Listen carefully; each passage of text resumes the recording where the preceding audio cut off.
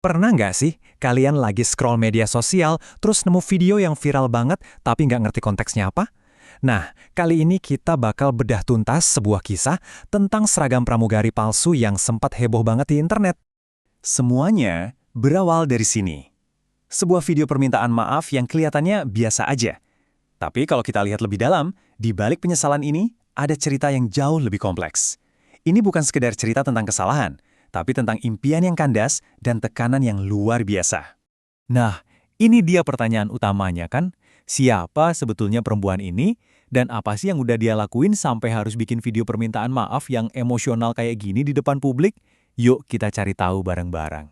Oke, kita mulai dari bagian pertama, permintaan maaf yang viral. Dari sinilah semua drama ini meledak.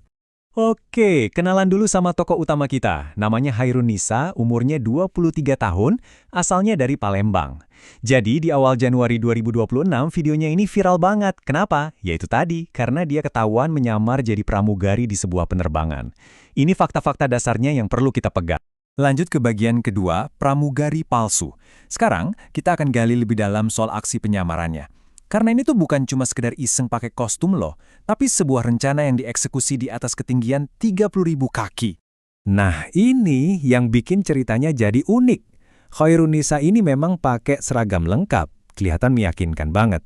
Tapi faktanya, dia itu penumpang biasa di penerbangan Batik Air dengan nomor ID 7058. Dia punya tiket, boarding pass, semuanya lengkap. Bedanya cuma satu, bajunya. Pertanyaan berikutnya, gimana caranya dia bisa dapat seragam yang kelihatan asli banget? Jawabannya, jujur, agak bikin kaget. Toko online. Yap, kata polisi, semua seragam dan atributnya itu dibeli secara online. Ini nunjukin betapa mudahnya sekarang akses ke hal-hal yang seharusnya terbatas, yang tentunya jadi pertanyaan serius soal keamanan kan? Oke, bagian ketiga, impian yang kandas.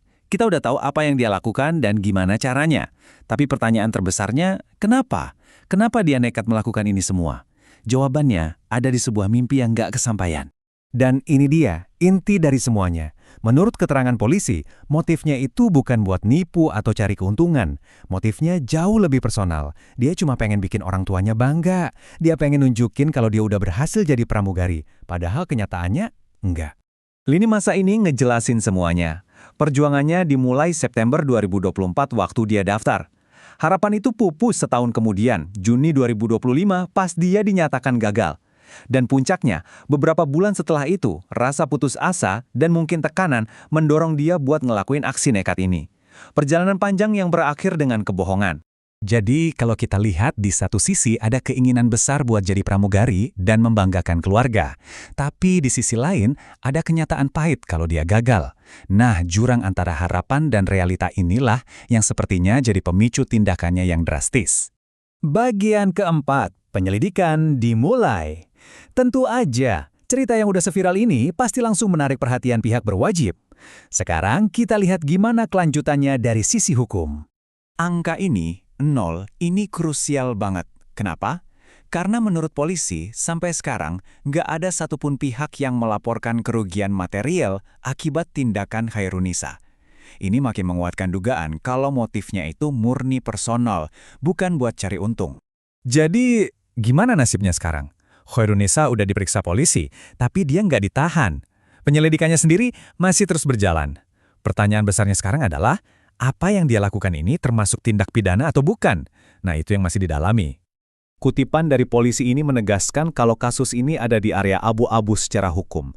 Apakah ini cuma sebuah kebohongan yang menyedihkan demi keluarga, atau ini udah termasuk kejahatan yang bisa dihukum? Itu dilema yang lagi coba dipecahkan sama pihak berwenang. Jadi, kalau kita rangkum ceritanya dalam 4 babak sederhana. Pertama, ada impian yang hancur. Kedua, muncul rencana kebohongan buat menutupi kegagalan itu. Ketiga, aksinya ketahuan dan permintaan maafnya jadi viral. Dan keempat, penyelidikan hukum dimulai dengan akhir yang masih jadi tanda tanya. Pada akhirnya, kisah ini membawa kita ke sebuah pertanyaan yang lebih besar yang mungkin relevan buat kita semua. Cerita Hairunisa ini kan sebetulnya cerminan ekstrim dari tekanan untuk kelihatan sukses, apalagi di zaman media sosial. Seberapa jauh kita rela melangkah cuma demi sebuah validasi, entah itu dari keluarga atau dari ribuan pasang mata di dunia maya? Ini pertanyaan yang bagus untuk kita renungkan.